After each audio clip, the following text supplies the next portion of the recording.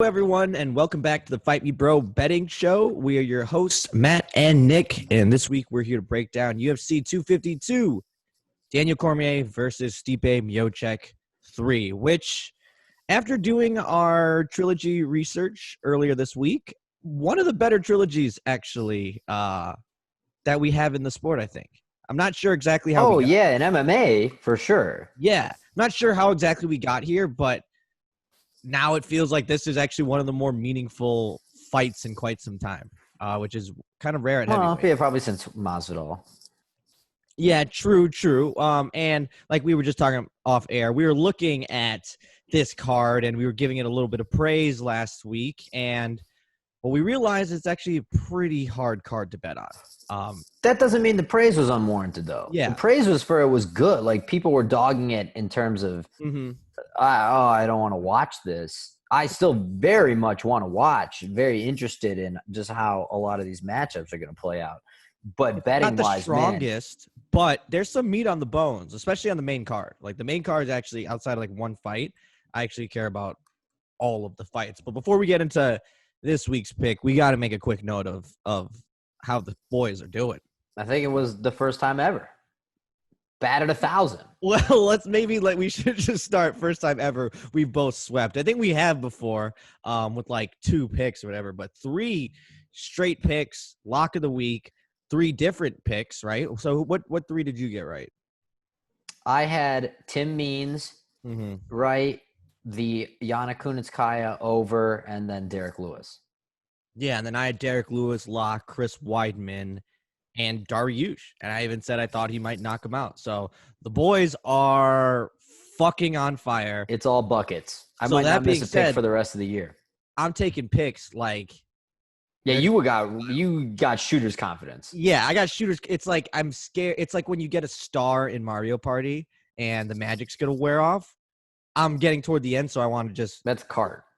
That's what I said, Mario Kart. Or did I say Mario Party? No, you said party. Oh, I'm when you get stars in Mario Party, all that is just flexing. No. I just have Mario Party on the mind, man. I've been itching to play. So one of the classics. I mean, gotta be honest, especially if you do the whole, it's a commitment, but I've done it once or twice. And there's a whole drinking game patterned out to Mario Party. And if you set it to, what's the middle? It's 20, 35, and then 50 turns, right? I thought it went by 15, but I could be wrong. I thought I was like 60 was like the max. Maybe 60 is the max. I feel like there's a 20 though. Like 20 is as low as you can go. Yeah, maybe. Yeah. Yeah. So no, I think we're both right. It goes by 15, but it's 20, 35, 50. Oh. I think that's how it goes. But if you play the middle one and you commit to the drinking game of where you land, there's various spaces and they're worth drink shot totals or whatever, you'll be fucked up by the end of that game. Oh yeah, dude, definitely.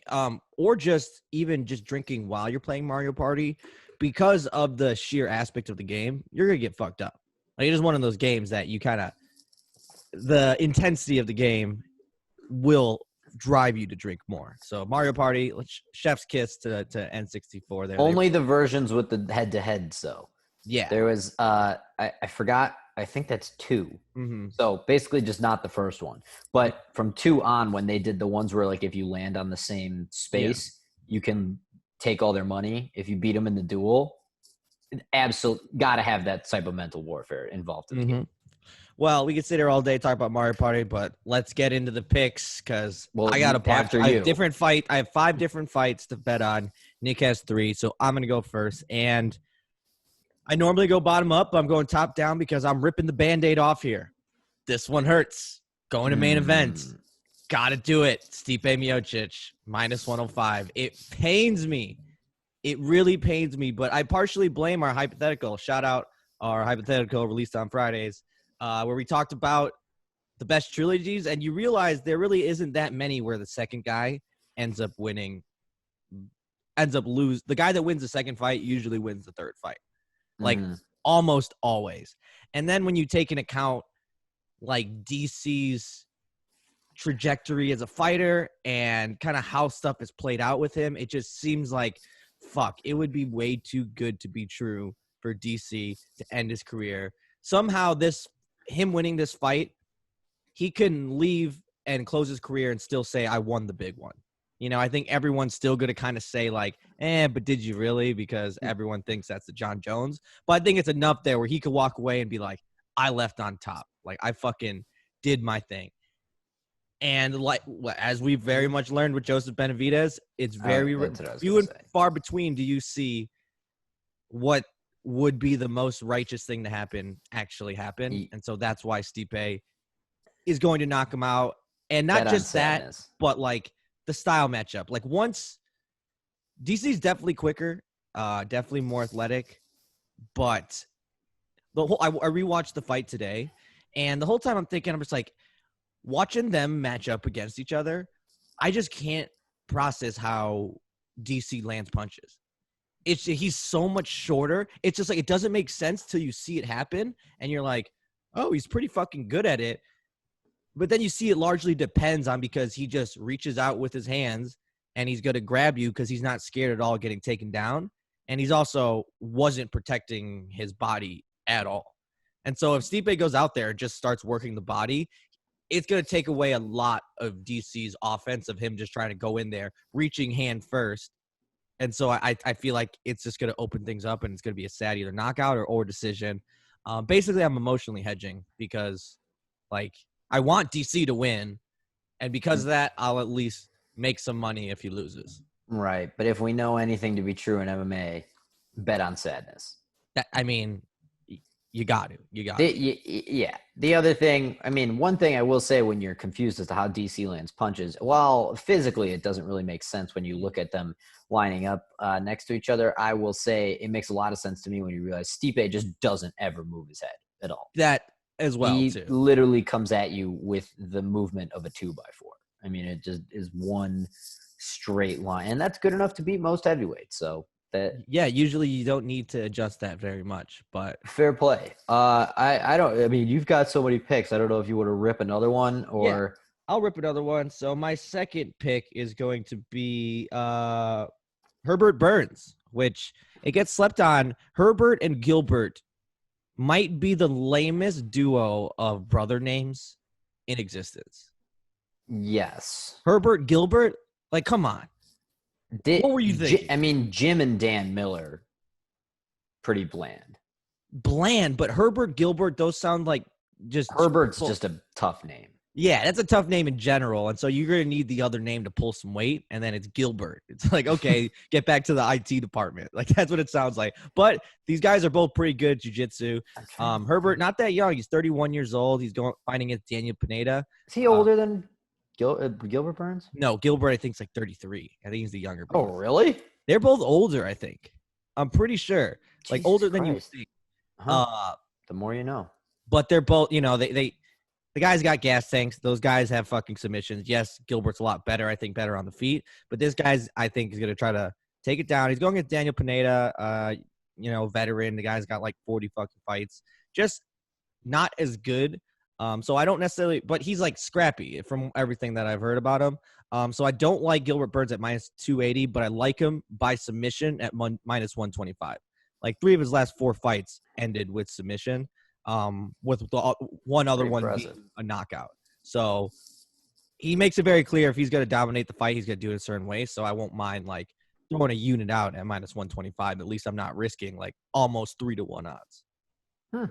Well, yeah, that's the thing. I saw that one. I kind of wanted to put him on there too, but I guess I didn't look too much into the sub lines. I was paying more attention to the straight up. Okay, well, while we're at it, I'll get my first pick out of the way. We're going to jump into, again, I see, you kind of touched on it earlier. We're on fire right now. We clearly took 2 completely different approaches to this card. You're on fire and you're going to pull up from half court. I'm trying to preserve my shooting percentage, basically, which I hate doing, but it real fucking tough card, man. Like it just made it. This is not – what was the one card that I had 7 bets on or something at the beginning? Was that – I don't know. There was one that I had a ton. And it just – this just isn't that. So I apologize in advance for kind of going out sorry after going 3 for 3. But we'll hopefully get another 3 for 3 and it'll make it worth it.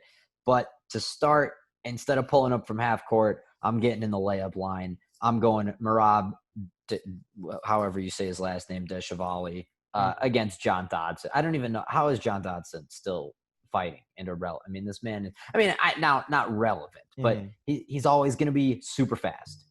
He's always going to have that going for him. Real fast, and technically speaking, he's always going to have knockout power. But man, John Dodson's just old hat, man. Like, I think don't we kind of got it by now? Like, he's super fast, but if you can keep him from blitzing you, you're kind of good. No, have we not figured this out yet? Right?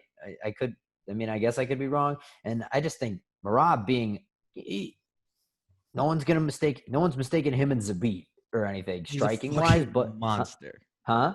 Marab is a fucking But monster. He is a tank still. Like, his striking is definitely good enough. His camp is for sure good enough to inform him, hey, don't let Dodson just start running at you with these blitzing crazy punches. It's just, and also I don't think that Dodson's had a very horrible historic problem with wrestling, but I gotta imagine if Dodson rushes in and Merab is able to defend punches, I imagine we're going to see some clinches, which is going to lead to these trips and just Merab ragdolling him like a small child, because he's going to have a massive size advantage, as almost everyone that's fighting John Dodson does. So, I mean, it's minus 240. It's pretty steep, but I'm expecting a relatively – if you got nuts too, just go with the decision. Dodson's pretty durable, so I don't know how much that saves you on the bet. It's probably 180 or something. But, I mean, let's calling a spade here. This should be out with the old, in with the new. Well, minus 240. You said we are on opposite ends of the betting strategy.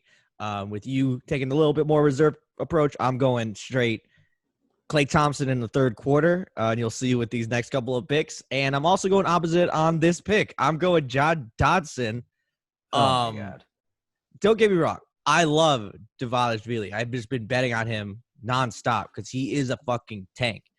However, while looking at this fight and how he's going to win, and specifically Dodson's last fight with Nathaniel Wood, that kind of impressed me. It's like, okay, maybe Dodson's still got a little left in the tank, because you look at Dodson's losses, they've been to like Jamie Rivera, Peter Yan, Marlon Moraes, and they were all very close. So it kind of on paper, it looks like he's doing a little bit worse, but surprisingly, he's like 35 years old, but he's been sticking around.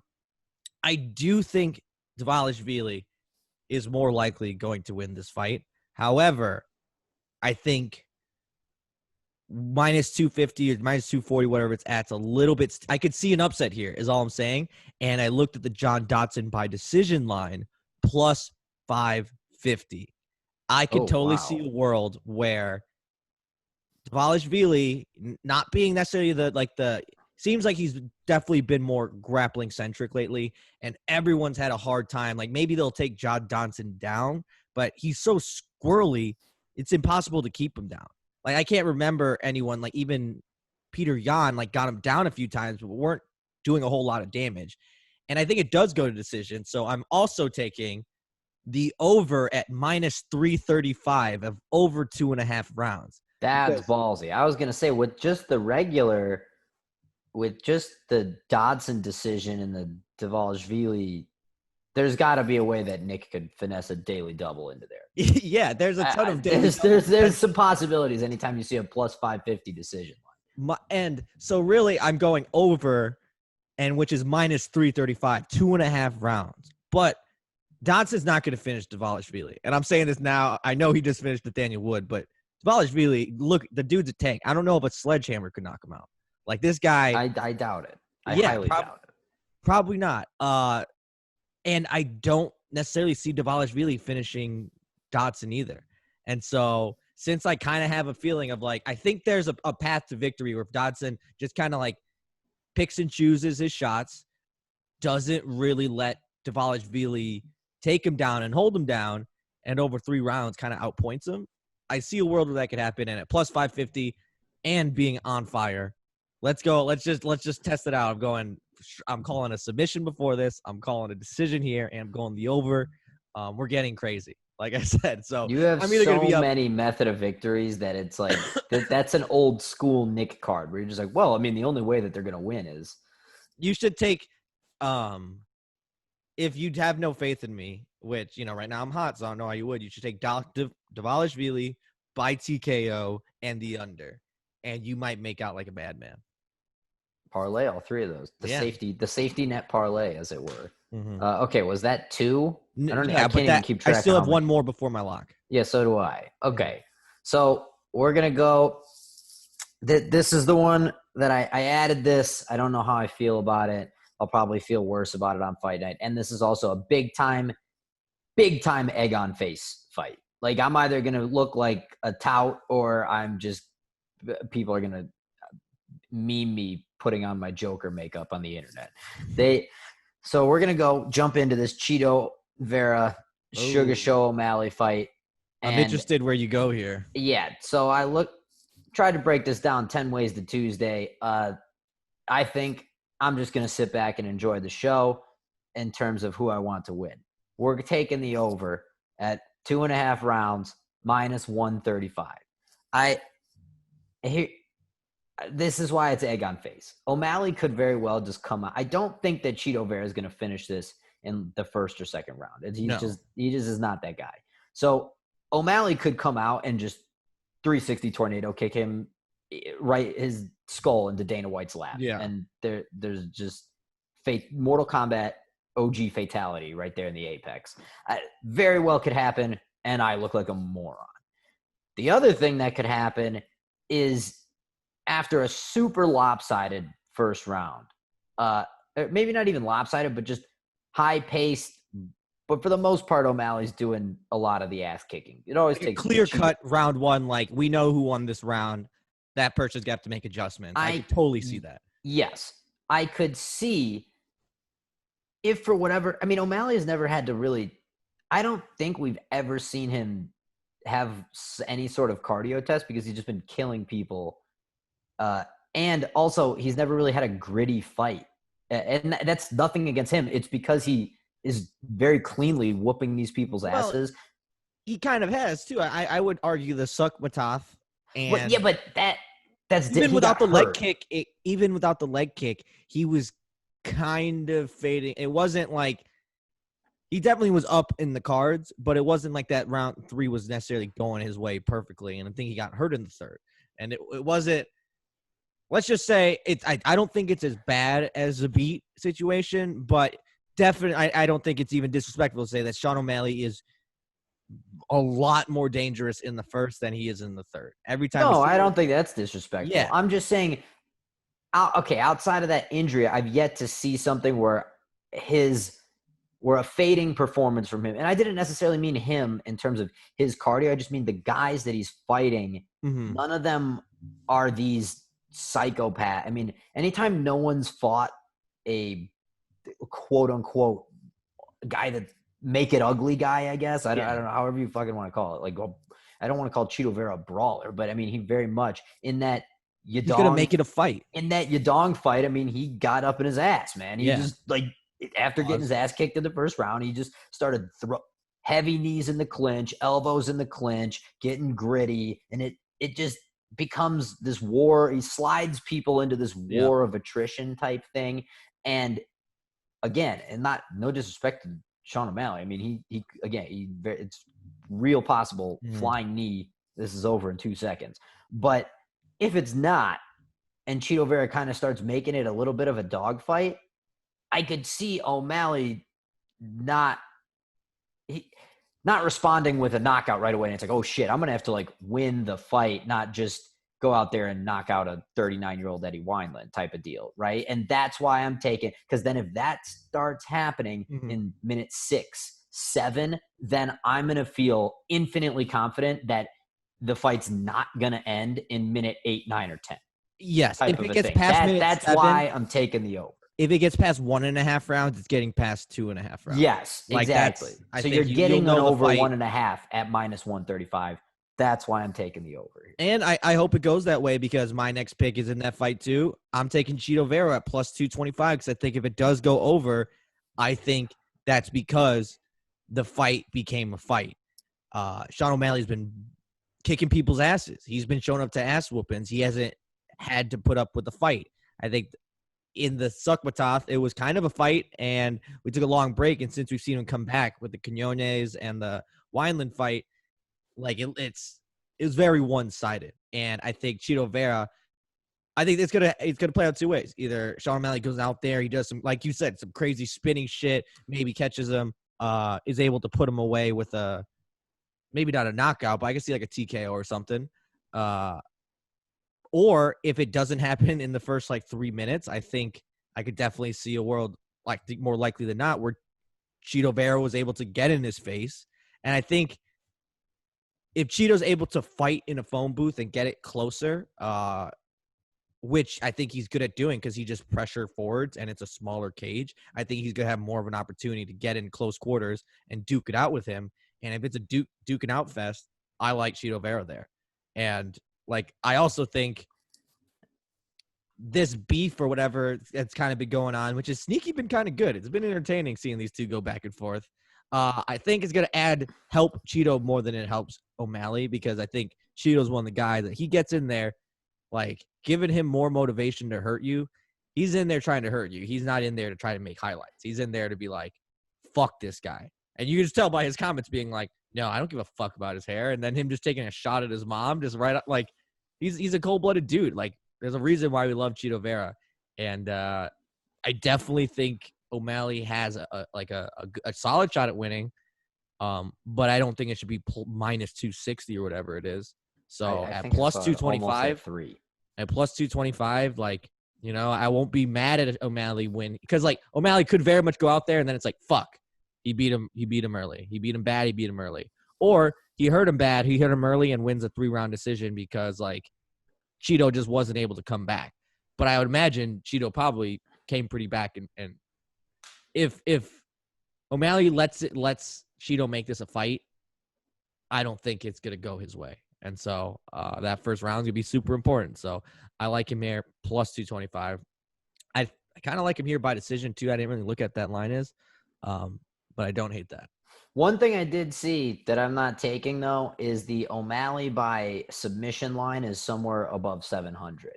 So if you're really looking to take a flyer, I don't hate that. Of maybe he does rock him with one of these spinning things and jumps on. I mean, I could see that too, because O'Malley definitely O'Malley jumping on people for a quick sub on the ledger. He likes showing off the grappling for a lot of these like promo videos and YouTube promoted stuff. Like, you always just see him like training his grappling, and he hasn't got a highlight of that yet. And so I think, yeah, fucking guy's hurt. I'm picturing like a bloody situation. He's down, jumps on the back, gets a rear naked choke. Don't hate that. At that price, not bad. Not on my card, but not bad. But this is the fight of the night for me. This is this is the one I'm most excited about for sure. I'm more nervous for the main event. Yeah, I guess I'm excited about this one. Because this one, I guess I don't really. The main event, I genuinely care who wins. Like, I really want DC to win. Again, we've gone over this a million times on our shows, but I just after I had no problem with Stipe until the Crybaby thing, and then once Crybaby Stipe became a thing, I can't fuck with him right now. So it's a little tough. And watching his fight today, it always gives me a laugh when I remember that Stipe has the Riley Reid Chinese symbols along his spine. It's just hilarious. I like to imagine in my head it says the same slogan, like whatever slutty statement it is. It's just the same thing. Like, come here. Yeah, him and Riley just both coordinated. Aim for this together. Yeah, but the Chito Vera O'Malley, that is, in terms of, either way, if Chito Vera wins, good for him, because then he kind of makes up the ground that he lost in that Yadong fight that he should have gotten, because I thought a lot of people thought he beat Yadong. And if O'Malley wins, like, we're kind of entering the phase of off to the races. You're going to be a superstar. I mean, he's already a star to some degree, but if he goes out and sort of puts a stamp on Chito Vera, that gets elevated. So, and I don't think I've ever been bored by either one of these two's fights. No, so it's going to be fireworks. They're both in the same, like, Chito Vera's young. He's 27. Like, Chito Vera, they're both looking to put a stamp on their careers right now. So the biggest fight for both of them. And it's rare that you kind of see that, where they're both somewhat in a similar situation. Obviously O'Malley a little bit more amplified, but fireworks stuff, just 135, putting out good shit all the time. So now on to the locks. What do you got? I think we got the same one. JDS? You're taking JDS? Yeah. Oh, shit. Well, I got a lock too, and let me tell you, Jairzinho? it's not JDS, but it's in that fight. It's Jairzinho. Really? I'm taking Rosenstruik. Dude, after jacked JDS made his appearance, and dude, he looks like he's on all the steroids. Yeah, but he's still JDS. Well, he's not the old JDS. He's still 36-year-old JDS. And I just think he's shot at this point. Like he just beat Derek Lewis last year. But you can say that about Derek Lewis in the sense of like that also tells you nothing. He had a game plan that could beat Derek Lewis, but he's also I just think he's gonna get knocked out. I see Rosenstruik as like Francis Ngannou light, like off-brand Ngannou light, and I think that's enough to beat. I mean, you're dipping pretty far off-brand, bro. I think he's just gonna be able to do a lot, like maybe not in the same fashion, but like kind of like Alistair Overeem, where it's like, okay, it was uglier, but he still ended up doing the same fucking thing. And dude, that is kind of my big thing. I hate this. I hate that I have to call on fucking Brendan Schaub analysis to defend my position. That's usually not a good sign, especially for a lock. But for 24 minutes and 57 seconds of the Alistair Overeem fight, he was getting his, I don't want to say ass kicked because it was an extremely slow-paced fight, but definitively losing that fight. There was no moment in time where you could say Jairzinho's either A, winning this round, B, stealing momentum, C, looking kind of good, or D, landing strikes at all. I think he might have landed 10 total strikes that entire fight. Now, was part of that because Reem just was trying to basically clinch rape him? Yeah, I mean, kind of, but still, either way, he looked like who did we just talk about this? Chris Weidman. Even though it's a highlight reel knockout where Chris Weidman's wasn't, to me, Jairzinho's stock goes way down in that Overeem fight as opposed to way up. I mean, a win's a win. So you got to, it says the history books say he beat Overeem. So I'm not saying you can't give him, well, I guess technically speaking, this is a step down, but whatever. So he probably could have campaigned for a better fight than this. That's poo-poo on his manager. But I just don't think that showed me a lot. That's like, oh yeah, wow, this guy's actually really good. Because then, okay, the guys that he knocked out before that were Andrei Arlovski, who hasn't knocked out Andrei Arlovski, and the baby. I think he knocked out Diaper Baby. And so he's got another really good knockout in there too that we're don't say another really good knockout. That means he's got another knockout. Yeah, those are not good knockouts. He has and so to me, I'm just thinking. I know that he's kind of. I mean, he's maybe a little more than kind of shot, but it's Junior Dos Santos since I'm looking at it right now since 2017. Has lost to Stipe. Okay. Not too much shame in that. That was for the belt. And Stipe is going to fight tonight. Still the champ. So he's been champ, outside of when he lost to DC, but was champ and has returned to form, I guess, so to speak. Lost to Francis. Obviously no shame in that. Francis has obliterated everyone. And then he lost to Curtis Blades, who, I mean, yeah, it kind of didn't look superb against Volkov after he gassed out. But for the most part, Curtis Blades has been running shop on just about everybody. Yeah. So in my head, I'm thinking JDS goes down to ATT, which is where people are going to get good nowadays. Shout out people go to get old. Shout out, not Paige Van Zandt and Hubby. They're going down there to make moves. So he's going down there. Obviously there's going to be zero wrestling in this fight. So this is just really going to be a kickboxing match. Neither guy has to worry about any wrestling. I'm just thinking we get that old JDS jab with the front kicks and keeping people away. I mean, I don't think he's going to get into a slugfest. If he does, then he's going to get knocked out for sure. Yeah, that's all I'm banking on this, and that's why I think Rosenstruik's going to win.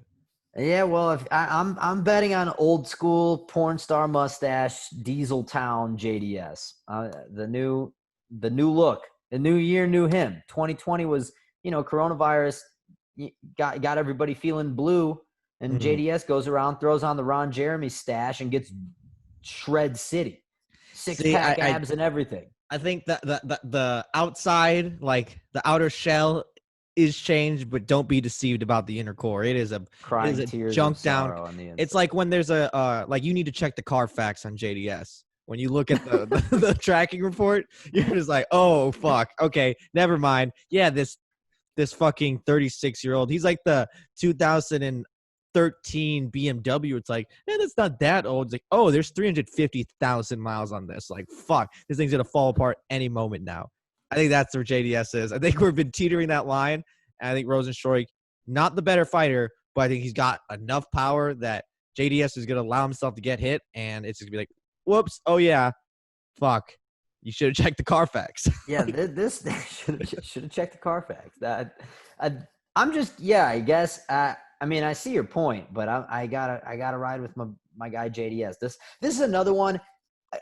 Okay, if you had to pick out of Cheeto and O'Malley in the main event in this, I'm obviously like one's got to go. This is obviously the one that has to go. But again, I also super interested in just like, how's this going to play out? Because like you just said, your campaign, you're just investing in all power. I'm just investing in who's the better fighter. Mm-hmm. And it's two guys that are ostensibly not that far off from the top of the division with an impressive win because it's heavyweight. And so we're looking at a situation where all of a sudden Jairzinho is 3-1 in his last 4 or something with 3 knockouts. Yeah. And who? Andre Arlovsky. Okay, yeah. And Overeem. So, yeah, Arlovsky, Overeem, and JDS, all either former title holders or legends, so to speak. Yeah. And then, or you have a situation where JDS comes out, and if he looks as I sort of anticipate him to, which is to kind of style a little bit on Jairzinho, and this isn't even 5 rounds, so these two guys don't even need to be in, they can come in normal heavyweight shape and only gas. We only have to watch them gas out for 5.5 minutes to 6 minutes, as opposed to, the what is it, 10 or additional 16 that we normally have to deal with after heavyweights get tired halfway through the second round. So I think they should what they should do for heavyweights. Outside, very curious to see how this ends. This will be a good one, but my lock of the week, I'm taking JDS. Mm-hmm.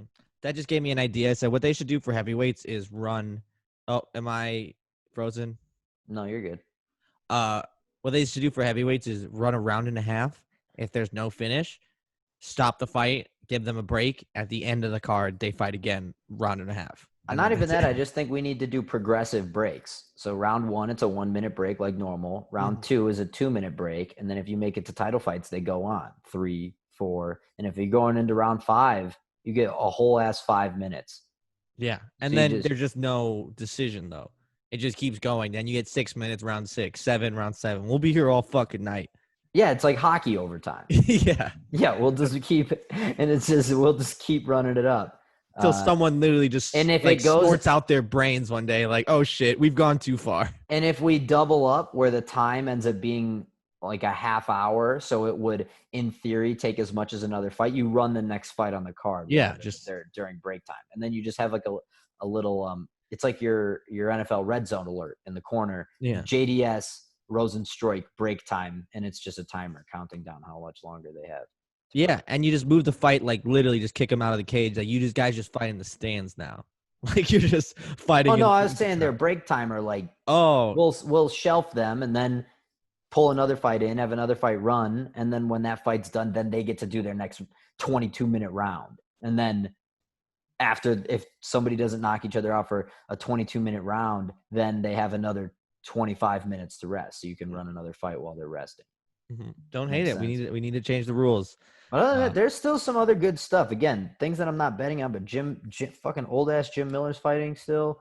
I almost got suckered into another Ashley Yoder underdog bet. She lives on the line of the +1. Huh? She lives on the line of, should I show interest? Like I almost, and then I'm like, I have no business betting this fight. No, because here's what it is. She always is like a plus 145, plus 175 underdog range, always. And it's always a super close fight, but it's always like, here's exactly what's going to happen. This Lavina Souza chick, not the greatest cardio, whatever. And Ashley was a pretty savvy grappler. I think the transitions and just the lack of overall striking power is kind of what hurts. But I think basically what's going to happen is she's going to come out, other chick's going to land harder shots in the beginning, and then she'll start slowly crawling her way back, but only to,